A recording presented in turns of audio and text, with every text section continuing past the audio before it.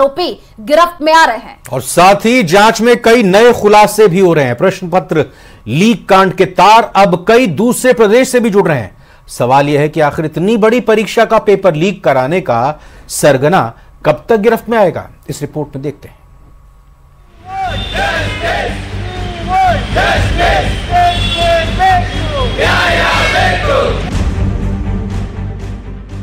NEET paper leak मामले की जांच जैसे जैसे आगे बढ़ती जा रही है, वैसे वैसे नए खुलासे भी हो रहे हैं। केस की जांच कर रही ईओयू को अब पटना नालंदा बॉर्डर से क्लू मिला है। पुलिस के मुताबिक सॉल्वर गैंग को परीक्षा से एक दिन पहले ही प्रश्न पत्र मिल गया था। ये प्रश्न पत्र सॉल्वर गैंग ने रांची के एक बड़े मेडिकल कॉलेज के 10 से अधिक छात्रों को दी थी, जिन्होंने इसे सॉल्व कर व्हाट्सएप के जरिए सेटर अमित आनंद और नीतीश कुमार को भेजा था। लीक किए गए क्वेश्चन पेपर को सेफ हाउस में अभ्यर्थियों को उसके उत्तर भी रटवाए गए थे। यही नहीं, उत्तर रटवाने के बाद सभी अभ्यर्थियों को सेंटर पर भी छोड़ दिया गया था। ऐसा पुलिसिया जांच में सामने आया है। नीट पेपर लीक केस में रवि अत्री गैंग का नाम भी सामने आया है। रवि अत्री फिलहाल मेरठ जेल में बंद है। रवि ग्रेटर नोएडा के लिमका गांव का रहने वाला है। एमबीबीएस का ड्रॉप आउट स्टूडेंट रवि अत्री 2007 में मेडिकल की पढ़ाई करने कोटा गया था। सूत्रों की माने तो कोटा में ही रवि अत्री सॉल्वर गैंग के संपर्क में आ गया था। पुलिस सूत्रों की माने तो रवि अत्री कई प्रतियोगी परीक्षाओं का पेपर पहले भी लीक करवा चुका है। मेन जो रवि अत्री है वो इसका आका है। रवि अत्री का 2 सरगना बिहार में है, एक अतुल वत्स है और एक संजीव मुखिया है। संजीव मुखिया फिलहाल फरार है। अतुल वत्स की खोजबीन जो है वो जांच एजेंसियां कर रही है। रवि अत्री का 2 खास गुर्गा भी ऐसे ही कांड को अंजाम देता है। एक का नाम है अतुल वत्स और दूसरे का संजीव मुखिया। अतुल जहानाबाद का रहने वाला है, संजीव मुखिया नालंदा का रहने वाला है। संजीव मुखिया फिलहाल फरार चल रहा है, पर न्यूज 18 की टीम उसे ढूंढते हुए नालंदा के उसके पैतृक गांव तक पहुंची। हमारा बेटा को फंसाया जा रहा है। कौन फंसा सकता है? फंसा तो बताइए दिया ना मैं आपको। हरि नारायण के बेटा अनिल, जय नारायण के बेटा प्रभात, और यहाँ एगो ब्रह्मदेव गोप के बेटा शत्रुघ्ना। एग्जाम के पेपर लीक होने पर बिहार से लेकर दिल्ली और दूसरे राज्यों में भी तेजी से जांच जारी है। जांच में शामिल पुलिस प्रशासन हर एंगल को खंगाल रहा है। परत दर परत कड़ियों को खंगाला जा रहा है। उम्मीद है इस पूरे मामले के मुख्य सूत्रधार और किंग पिन भी जल्द सलाख होंगे।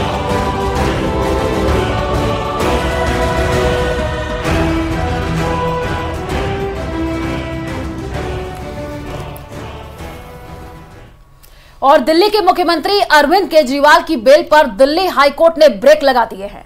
केजरीवाल अभी तिहाड़ जेल में ही रहेंगे और हाईकोर्ट ने आज ईडी और केजरीवाल के पक्ष की दलीलें सुनने के बाद फैसला सुरक्षित रख लिया है।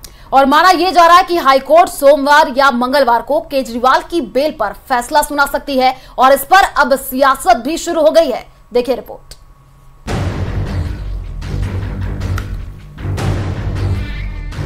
दिल्ली के मुख्यमंत्री अरविंद केजरीवाल अभी तिहाड़ जेल में ही रहेंगे। केजरीवाल की बेल पर दिल्ली हाईकोर्ट ने ब्रेक लगा दिया है। ईडी की याचिका पर हाईकोर्ट ने केजरीवाल की रिहाई पर अगले आदेश तक रोक लगा दी है। दिल्ली हाईकोर्ट ने ईडी और केजरीवाल के पक्ष की दलीलें सुनने के बाद ये फैसला सुरक्षित रख लिया है। अब माना यह जा रहा है कि हाईकोर्ट सोमवार या फिर मंगलवार को केजरीवाल की बेल पर फैसला सुना सकती है। अब इस पर सियासत भी शुरू हो गई है। कल तक जो लोग केजरीवाल को बेल मिलने पर सत्यमेव जयते कह रहे थे, आज वही सवाल उठा रहे हैं। देश की न्याय व्यवस्था के लिए बजने वाली तालियां उंगली उठाने में बदल गई हैं। न्यायपालिका को स्वतंत्र बताने वाले लोग ही उसके दबाव में होने का प्रमाण पत्र जारी कर रहे हैं।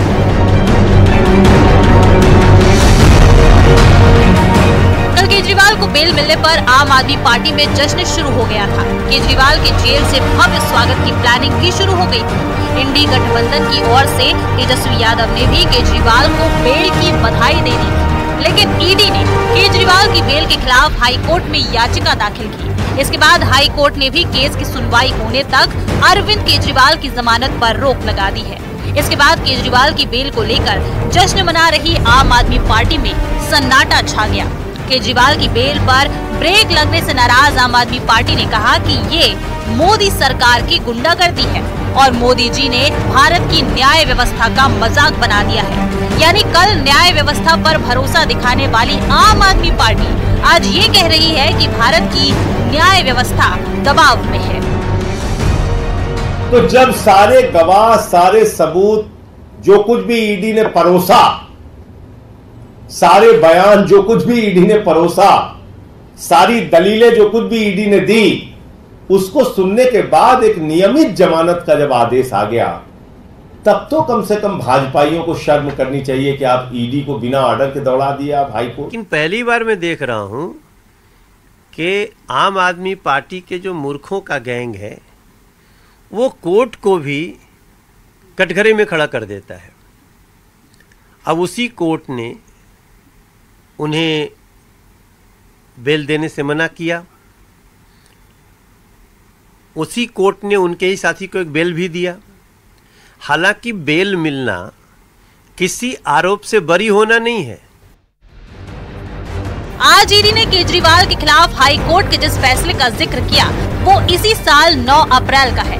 तब हाई कोर्ट ने केजरीवाल की गिरफ्तारी को सही बताते हुए कहा था कि शराब नीति केस में ईडी की कार्रवाई सही है। यानी हाई कोर्ट ने केजरीवाल की गिरफ्तारी को सही बताया था। कोर्ट ने ये भी कहा था कि ईडी ने कानूनी प्रक्रिया का पालन किया और ईडी ने जो सबूत जुटाए हैं उससे पता चलता है कि शराब घोटाले की साजिश अरविंद केजरीवाल ने रची थी और वो अपराध की आय छिपाने में शामिल थे। ईडी ने सुबह मेंशनिंग किया हाई कोर्ट के अंदर और हाई कोर्ट ने उसको सुनने के लिए एग्री किया और सुबह ही जो नीचे वाला ऑर्डर है उसको टेम्परेरी कुछ समय के लिए उस पर रोक लगा दी। आम आदमी पार्टी को पीएचडी हासिल है लोगों को गुमराह करने की, लेकिन एक तथ्य है जो हम सबके सामने स्पष्ट है और वो ये है कि दिल्ली हाई कोर्ट का ऑर्डर आज भी ऑपरेट कर रहा है। किसी भी यानी देश के सुप्रीम कोर्ट ने भी उस ऑर्डर को अभी हटाया नहीं है, वेकेट नहीं करा है। उस ऑर्डर के तहत ये पाया गया था कि माननीय मुख्यमंत्री केजरीवाल जी की जो अरेस्ट है वो लीगल है। शराब घोटाला केस में कल लोअर कोर्ट से जब दिल्ली के मुख्यमंत्री अरविंद केजरीवाल को बेल मिली थी तो आम आदमी पार्टी ने इसे सत्य की जीत बताया था। दिल्ली की स्वास्थ्य मंत्री आतिशी ने सोशल मीडिया पर कहा था सत्यमेव जयते। लोअर कोर्ट के इस फैसले के बाद जश्न की तैयारी हो रही थी, मिठाइयां बांटने की भी तैयारी थी, लेकिन 15 घंटे के अंदर ही जब दिल्ली हाई कोर्ट ने केजरीवाल की बेल पर ब्रेक लगा दिए तो आम आदमी पार्टी ने कहा कि ये मोदी सरकार की गुंडागर्दी है। आखिर राजनीति का ये कैसा चरित्र है? Bureau report, news 18।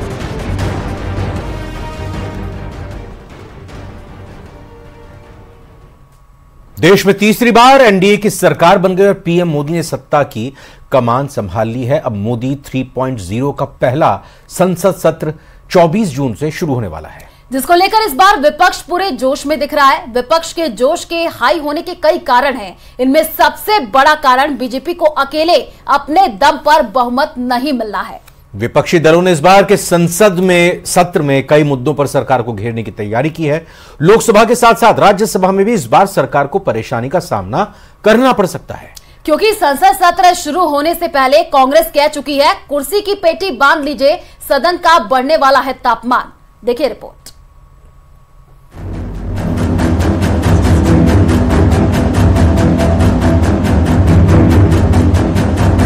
Narendra Modi का जो कॉन्सेप्ट था उसको ऑपोजिशन ने डिमोलिश कर दिया, खत्म कर दिया है। मतलब जो बिग नरेंद्र मोदी जी की जो इमेज थी उसको फाड़ दिया। बहुत मजबूत ऑपोजिशन है, तो काफी मतलब इंटरेस्टिंग समय है। नई सरकार के पहले संसद सत्र से पहले विपक्ष भरपूर तल्खी दिखा रहा है। बड़े बड़े दावे हो रहे हैं।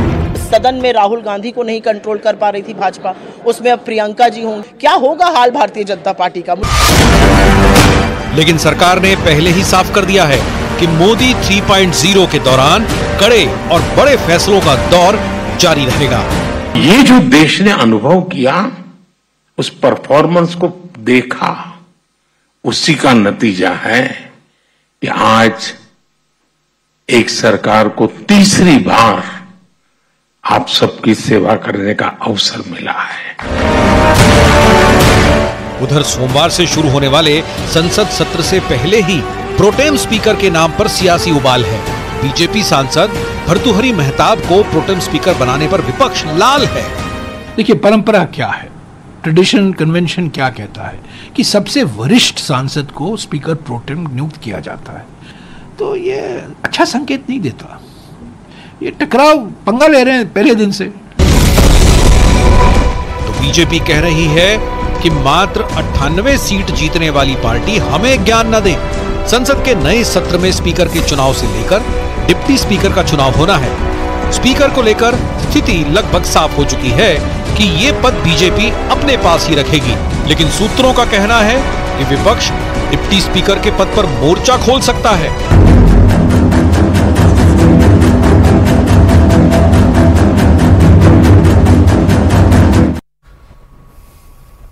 और आज सबसे पहले आपको मजहबी क्रूरता और कट्टरता की सबसे विभत्स और डरावना वीडियो दिखाते हैं। ये डरावना वीडियो पाकिस्तान का है, जहां एक व्यक्ति को धार्मिक उन्माद में पागल भीड़ ने ईश निंदा के आरोप में जिंदा जला डाला।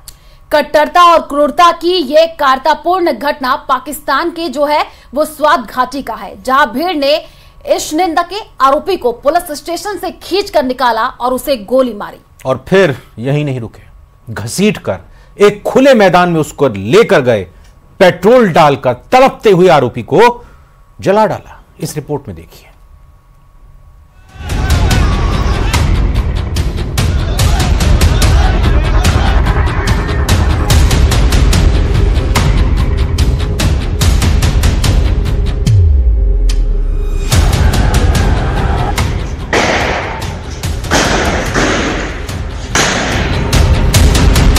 यह हैवानियत की सबसे डरावनी और शर्मसार करने वाली तस्वीर है।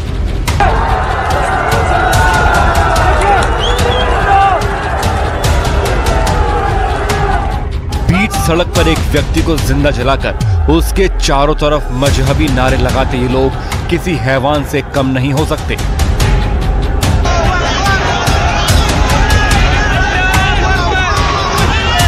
ये पाकिस्तान के खैबर पख्तूनख्वा की मदयान है, जहां ईशनिंदा के आरोप में इस्लामिक कट्टरपंथियों ने अपने ही धर्म के व्यक्ति को आग के हवाले कर दिया।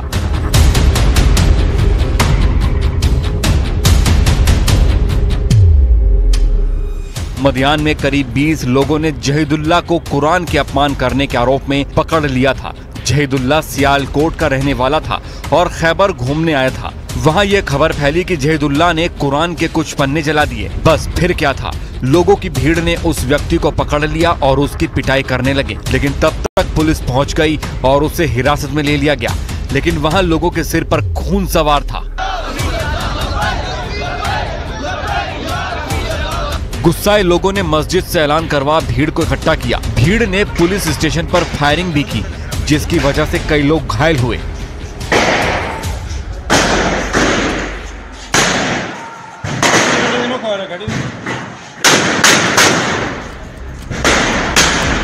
इसके बाद लोग आरोपी को लाठी डंडों से पीटते हुए बाहर ले आए। उन्होंने जदीदुल्लाह की इतनी बेरहमी से पिटाई की कि उसकी जान चली गई।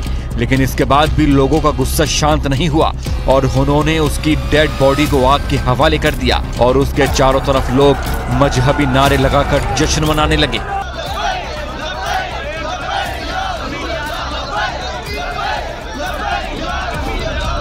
पाकिस्तान में ईशनिंदा के आरोप में हर साल लोगों को निशाना बनाया जाता है। पिछले महीने ही पाकिस्तान के सरगोधा में सैकड़ों की भीड़ ने एक ईसाई परिवार के घर पर हमला कर दिया था।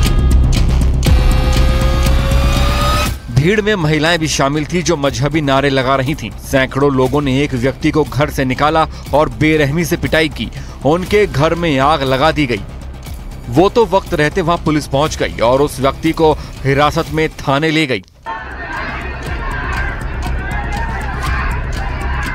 इसी साल फरवरी महीने में एक पाकिस्तानी महिला के कुर्ते पर बवाल हो गया। महिला के कुर्ते पर अरबी प्रिंट था, लेकिन उसे कुछ लोगों ने कुरान की आयतें समझ लिया और महिला को घेर कर लिंचिंग की कोशिश की। वहां एक मौलवी भी पहुंचा और उसने कहा कि वो महिला को ईशनिंदा के आरोप में गोली मार देगा। हालांकि वहां मौजूद एक महिला पुलिस अधिकारी ने तुरंत हरकत में आते हुए बीच बचाव किया और उस महिला को सुरक्षित वहां से निकाला गया। The centre for research and security studies की साल 2022 की रिपोर्ट के मुताबिक आजादी के बाद से अब तक पाकिस्तान में ईश निंदा के आरोप में 89 लोगों को मौत के घाट उतार दिया गया। वहीं 1400 से ज्यादा लोग ईश निंदा के आरोप में जेल में बंद हैं। वहीं 40 से ज्यादा लोग ईश निंदा के कानून के तहत दोषी करार दिए जाने के बाद या तो मौत की सजा का इंतजार कर रहे हैं या उम्र कैद काट रहे हैं।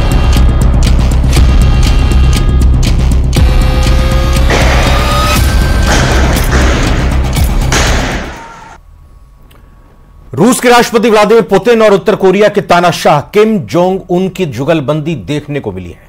उत्तर कोरिया के दौरे पर पुतिन ने किम जोंग को एक कार गिफ्ट की और दोनों ने उसमें सफर भी किया, लेकिन ये तस्वीरें बाइडेन को जरूर परेशान करने वाली हैं। देखिए रिपोर्ट।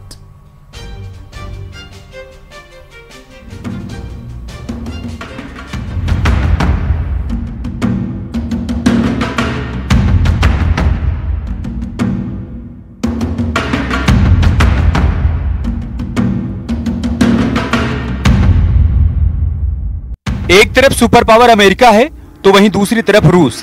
करीब 2.25 साल पहले जब रूस और यूक्रेन का युद्ध शुरू हुआ, यूक्रेन को अमेरिका और नाटो देशों की मदद मिली, जिससे ये युद्ध अभी तक खत्म नहीं हुआ।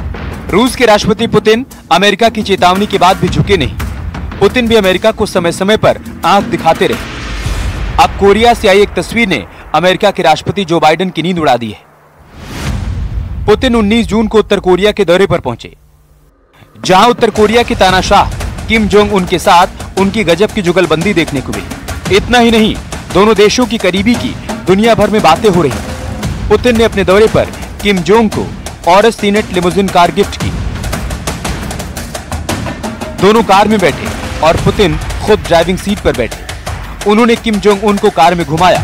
इस दौरान दोनों नेताओं को हंसते और बात करते हुए देखा जा सकता है। यही वीडियो जो बाइडेन को परेशान करने वाला। जो कार पुतिन ने किम जोंग को गिफ्ट की, उसे रॉल्स रॉयस की कॉपी कहा जा रहा है।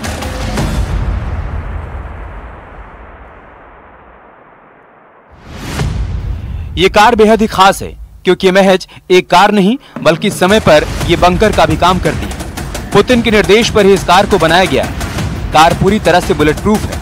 दावा है कि इस पर बम और गोली का असर नहीं पड़ता। इमरजेंसी के लिए इसमें ऑक्सीजन सप्लाई सिस्टम भी है। इतना ही नहीं, पुतिन की गिफ्ट देने के बाद किम जोंग भी कहां चैन से बैठने वाले थे। उन्होंने पुतिन को 2 कुत्ते रिटर्न गिफ्ट के तौर पर दिए। ये खास शिकारी कुत्ते हैं जो खास पुंगसन ब्रीड के हैं और ये सिर्फ उत्तरी कोरिया में ही पाए जाते हैं।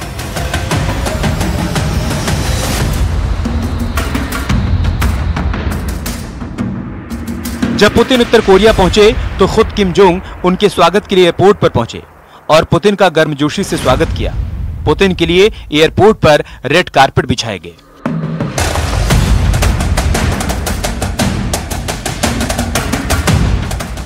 उन्नीस 1970 के दशक के बाद से उत्तर कोरिया हथियारों का बड़ा सौदागर बनकर उभरा है। साल 2006 में संयुक्त राष्ट्र ने उत्तर कोरिया पर हथियारों के बेचने पर पाबंदी लगा दी। हालांकि इसके बाद भी उत्तर कोरिया हथियार बेच रहा है। कुछ सालों में उत्तर कोरिया और रूस के बीच सैन्य दोस्ती अच्छी खासी बढ़ी है। अमेरिका का दावा है कि सितंबर 2022 में उत्तर कोरिया ने रूस को भारी मात्रा में तोप और गोला बारूद सप्लाई किया। जब रूस और यूक्रेन का युद्ध शुरू हुआ, तब किसी को इस बात का इल्म नहीं था कि युद्ध ज्यादा दिनों तक चलेगा। यूक्रेन की हार तय मानी जा रही थी, लेकिन अमेरिका और नाटो देशों के समर्थन से यूक्रेन को समय समय पर हथियार मिलते गए और यूक्रेन ने रूस के सैनिकों के सामने मुश्किलें खड़ी कर दी। उसके बाद से अमेरिका ने रूस पर तरह तरह के प्रतिबंध लगाए। रूस यूक्रेन युद्ध से जहां दोनों देशों के रिश्ते रसातल पर पहुंचे, तो वहीं रूस चीन और उत्तर कोरिया से करीबी बढ़ाता रहा। अमेरिका के दुश्मन देशों की लिस्ट में उत्तर कोरिया का नाम भी आता है, क्योंकि किम जोंग समय समय पर मिसाइल परीक्षण कर अमेरिका को अपना टशन दिखाते रहे। Bureau report, news 18।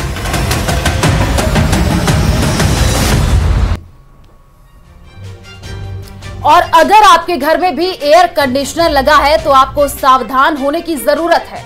ऐसा इसलिए कह रहे हैं हम क्योंकि ये एसी अब जानलेवा हो चुके हैं। जयपुर में एसी ने दंपति की जान ले ली तो हनुमानगढ़ में एसी के कंप्रेसर में इतनी तेज धमाका हुआ कि वहां खून ही खून फैल गया।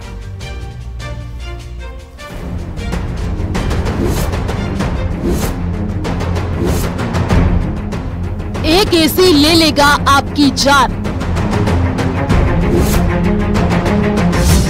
ब्लास्ट के बाद मच सकती है तबाही।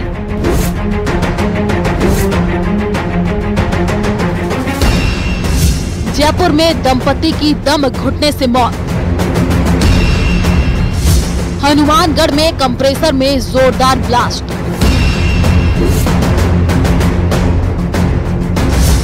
एसी बम से सावधान। ये तबाही और आग के बाद की तस्वीरें बहुत ही खतरनाक हैं। ये एसी में ब्लास्ट के बाद लगी आग और तबाही का मंजर है। सब कुछ जल करके खाक हो गया है, सब कुछ उजड़ चुका है और बचा है तो आग से कबाड़ हो चुका फर्नीचर और तबाही के बाद बची राख।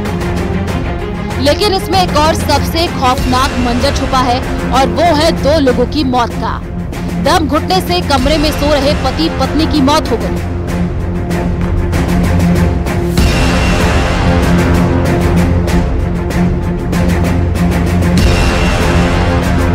जयपुर में एसी की वजह से पति पत्नी की मौत हो गई तो हनुमानगढ़ में बैंक में एसी के कंप्रेसर में इतनी तेज धमाका हुआ कि आसपास का इलाका गूंज गया।